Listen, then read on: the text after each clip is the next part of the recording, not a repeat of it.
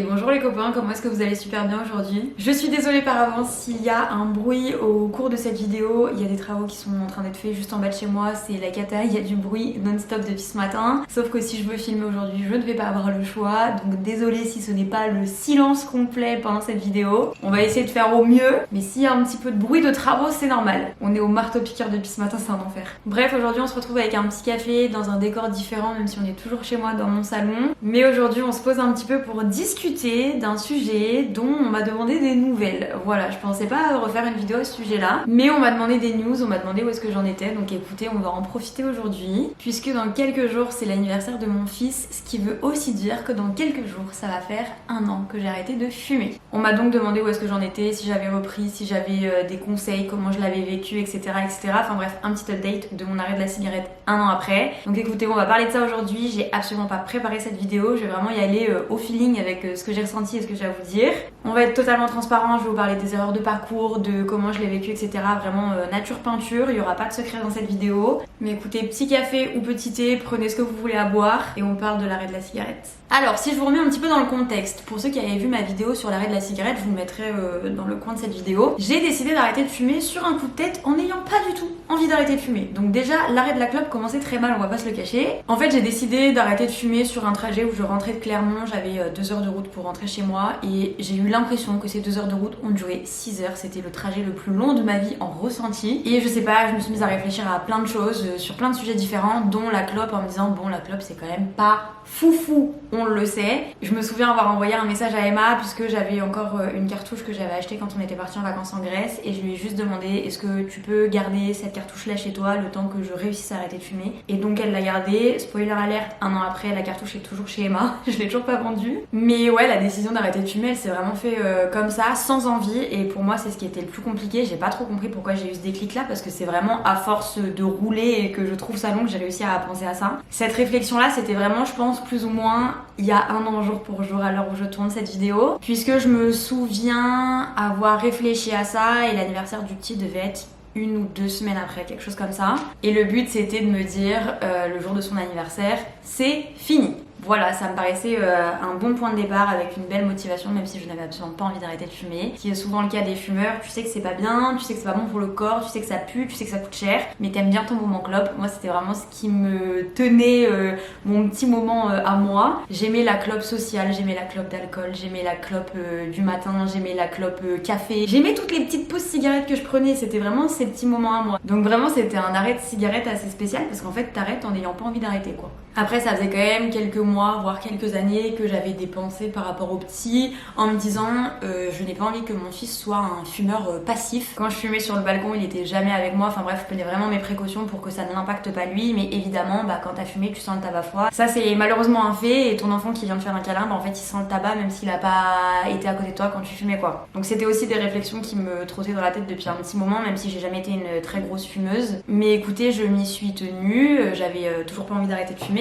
mais arrivé à l'anniversaire de mon fils, Emma est venue fêter son anniversaire ici, je lui ai donné ma cartouche et c'était fini. Il me restait je pense plus ou moins la moitié d'un paquet que j'ai fini sur une dizaine de jours, donc j'ai quand même beaucoup moins fumé. Donc on va dire que globalement fin novembre j'avais arrêté de fumer. J'ai toujours ma CE 1 an après, j'avais ma CE aussi à ce moment là, j'ai augmenté de 3 à 6 en niveau de nicotine, je suis descendue à 4,5, là je suis redescendue à 3, donc qui était à la base le taux que j'avais quand je fumais en même temps. L'objectif c'est qu'incessamment sous peu je descende à 0 et que vraiment 2025 la CE dégage. Bref, plus ou moins 1 an après, on en est où? Déjà moi il y a un truc sur l'arrêt de la clope qui m'a marqué de fou parce que pourtant j'avais déjà arrêté de fumer avant, mais je pense que ça avait pas été aussi intense que ça. Un truc auquel je ne m'attendais pas, c'est que les 6-8 premières semaines après l'arrêt de la cigarette, je toussais énormément, mais genre beaucoup plus que quand je fumais, et je ne comprenais pas. Pour moi ça avait pas de sens, je me disais putain j'ai arrêté un truc nocif avec de la nicotine et tout, et genre je tousse encore plus que quand je fumais, ça n'a pas de sens, et ça m'a donné plusieurs fois envie de me dire putain mais tu vas recommencer à cloper si t'étais moins malade avant quand même. Et j'en ai parlé avec mon médecin et avec des gens qui ont arrêté de fumer, et en fait c'est juste que les premières semaines après l'arrêt de la cigarette, ton corps il décrasse tout ce que la clope a mis dans ton corps, donc forcément tu tousses beaucoup parce que t'es en train d'évacuer tous les trucs nocifs. Donc au bout de je dirais 7-8 semaines ça s'est arrêté, ça s'est calmé. Il y a un truc que j'ai remarqué, c'est que moi depuis que je suis gamine je fais une bronchite par an, une bronchite qui est costaud, une bronchite qui dure 1 mois, c'est très compliqué de m'en sortir. Et bien cette année pour la première fois de ma vie je n'ai pas fait de bronchite, c'est très très bizarre. Je sais pas du tout si c'est un lien avec la clope parce que je ne fumais pas quand j'étais petite et je faisais quand même une bronchite par an. Et là cette année c'est vrai que je ne l'ai pas fait, donc ça a été très suspect, très bizarre. Je me suis posé plein de questions. J'essaye de me dire que c'est aussi par rapport à la cigarette parce que du coup je protège aussi mes poumons, mes bronches et tout mon système respiratoire. Mais ça a déjà été une belle surprise sur cette première année d'arrêt. Au début je regardais sur l'application, je crois que ça s'appelle Info Tabac Service, un truc comme ça, le nombre d'arrêts, le nombre de clopes que j'avais pas fumé, l'argent que j'avais économisé, etc. Mais en fait ça m'a vite saoulée parce que je voyais pas l'intérêt. En tout cas moi j'avais pas besoin de voir cette évolution là, donc je pourrais même pas vous dire à l'heure actuelle combien j'ai économisé, combien de clopes je n'ai pas fumé, etc. Ça je ne sais pas. Si je suis honnête avec vous, j'ai pas forcément vu de différence sur la santé de ma peau, sur la santé de mes ongles, etc. J'ai pas non plus vu de différence sur mes dents ou quoi, mais après c'est vrai que j'étais pas non plus une énorme fumeuse, donc j'avais pas les dents jaunes abîmées vraiment par le café et la clope. J'avais des problèmes hormonaux au visage que j'ai un petit peu moins maintenant, mais en fait j'ai arrêté ma contraception plus ou moins quand j'ai arrêté de fumer, donc en fait ça va mieux parce que j'ai arrêté ma contraception surtout. Donc voilà, de manière transparente, j'ai pas forcément vu de différence là-dessus. Pour moi ce qui m'a vraiment marqué c'est le fait de pas avoir fait de bronchite cette année. On va voir sur ce deuxième hiver si je ne fais pas de bronchite non plus, et dans ce cas là je me dirais que c'est vraiment grâce à la clope. Si on parle de tentation, un an après, j'en suis où? Est-ce que j'ai toujours envie de temps en temps fumer une clope? Est-ce que j'ai toujours des petits triggers qui me donnent envie ou ce genre de choses? Et ben c'est une petite catégorie que je vais pouvoir relier aux erreurs que j'ai pu faire en arrêtant la clope. Moi ma vraie faiblesse c'est les soirées et l'alcool. Très simplement c'est ça, puisque dans mon quotidien à l'heure actuelle et même depuis un très long moment je n'ai plus forcément envie de fumer. Il y a des fois où tu te dis oh, je fumerais bien une petite clope, mais pour autant t'as pas du tout cette envie d'aller au tabac acheter un paquet. Il y a plein de fois où ma voisine elle vient boire un café à la maison, elle fume devant moi et ça ne me donne pas forcément envie. Après j'ai toujours ma CE, je vous le rappelle, donc je suis pas non plus sans nicotine du tout. Mais c'est vrai que dans mon quotidien je n'ai plus vraiment ces tentations là et ça a été assez rapide de plus avoir ces tentations. Je pense qu'au bout de 2-3 mois déjà j'avais quasiment plus de tentations dans le quotidien. Ma faiblesse depuis le début ça a toujours été les soirées. J'ai énormément de chance de quasiment ne plus avoir de fumeurs dans mon entourage, donc ça m'aide. C'est-à-dire que même si je suis très alcoolisée, très en soirée, machin, si j'ai pas un fumeur en face de moi, je vais avoir envie de fumer, mais je vais pas faire en sorte de fumer, je vais pas aller gratter une clope à quelqu'un. Par contre, à partir du moment où j'ai un fumeur en face de moi, parce que évidemment ça arrive, hein, tu sais, quand il y a l'ami d'un ami, le copain qui vient dire bonjour, qui est en train de fumer une clope et tout, là c'est plus compliqué. Un verre de vin, je gère, 2 verres de vin, je gère, 3 verres de vin, je commence à avoir envie, 4 verres de vin, je commence à me retenir de demander une clope, 5e verre de vin, c'est terminé pour moi. Donc j'ai évidemment fait des erreurs, j'ai évidemment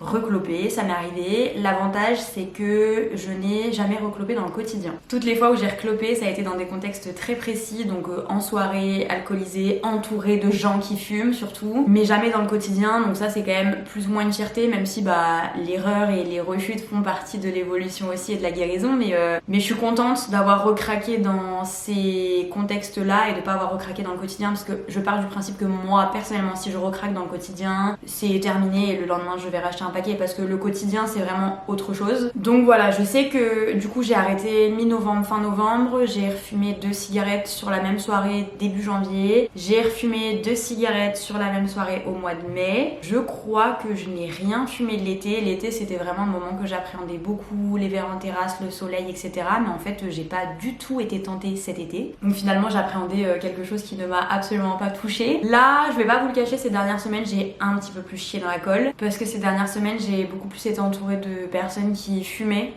dans des contextes pareils de soirées, de 1 verre de vin, 2 verres de vin, etc. Et c'est ce que je vous disais, hein, c'est les moments les plus compliqués pour moi à gérer. Donc il est vrai que je pense qu'au bout d'1 an d'arrêt, là où j'ai le plus merdé, c'est depuis quelques semaines. Je pense que j'ai fait ma pire rechute il y a quelques jours où en soirée j'ai dû en fumer 5 ou 6. Alors j'essaye de me rassurer d'un côté en me disant avant quand je disais que j'avais trop clopé en soirée, j'avais fait le paquet entier, là je me dis j'ai trop clopé, j'en ai fait 5-6, ça va, mais c'est vrai que c'est pas fou et c'est vrai que le lendemain par contre je sens que j'ai clopé la veille. Je le sens parce qu'au niveau de ma respiration c'est pas la même chose, je sens que mon rythme cardiaque qui s'accélère, je sens que, enfin bref, je sens qu'il y a un truc qui me pèse et je sens que mon corps n'est plus habitué à ça. Donc clairement là ces derniers jours ça m'a un petit peu vaccinée. Je m'en voulais pas forcément de craquer en soirée parce que je me dis ça fait 1 an, si au bout d'1 an j'arrive à devenir une fumeuse occasionnelle où je fume 1 ou 2 clopes en soirée de temps en temps, en sachant que je sors beaucoup moins qu'avant. Je me disais vas-y c'est pas grave, l'important c'est de pas fumer dans le quotidien. J'avoue que là ça m'a un petit peu marqué de sentir cette pesanteur à cet endroit-là après avoir clopé, donc je pense que ça m'a vaccinée pour les prochains mois. Mais écoutez, 1 an après, je n'ai pas repris, pas peu fière la dame quand même, avec quelques erreurs évidemment, je pense que ça fait aussi partie du processus d'arrêt. Je n'ai absolument rien pris pour m'aider à arrêter, alors que je pensais m'aider d'hypnose, etc.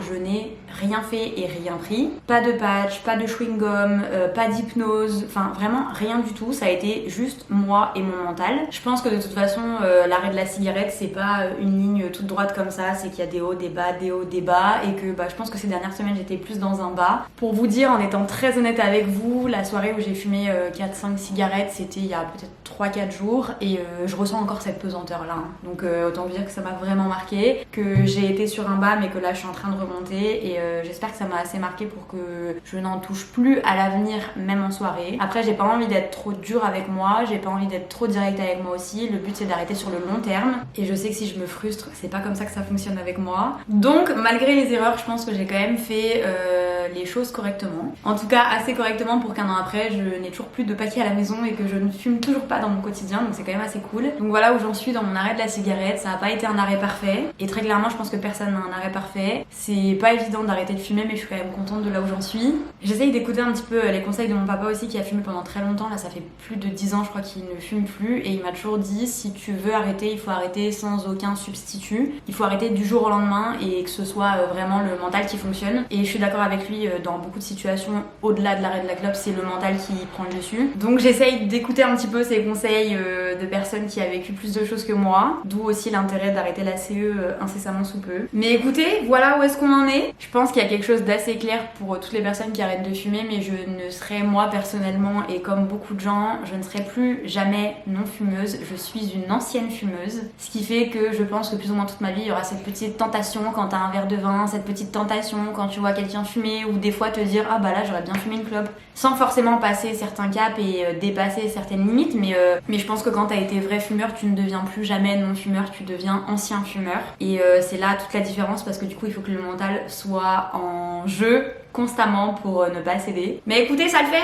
on est là, on s'y tient, il y a quand même beaucoup de bénéfices à tout ça, donc on s'y tient. Je suis preneuse des conseils si vous arrivez à gérer vous les anciens fumeurs, les clopes en soirée. Franchement, si vous avez des conseils là-dessus, je suis archi preneuse. Mais bref, voilà, c'est le petit bilan de ma première année sans cigarette. Je pense que je peux dire quand même que c'est une première année sans cigarette. C'est pas parce que j'ai cédé quelques fois en soirée que j'ai fumé toute l'année, donc ça va. Et j'espère que cette petite vidéo vous aura plu. Moi, je vous fais plein de bisous et je vous dis à très bientôt pour une prochaine vidéo. Ciao!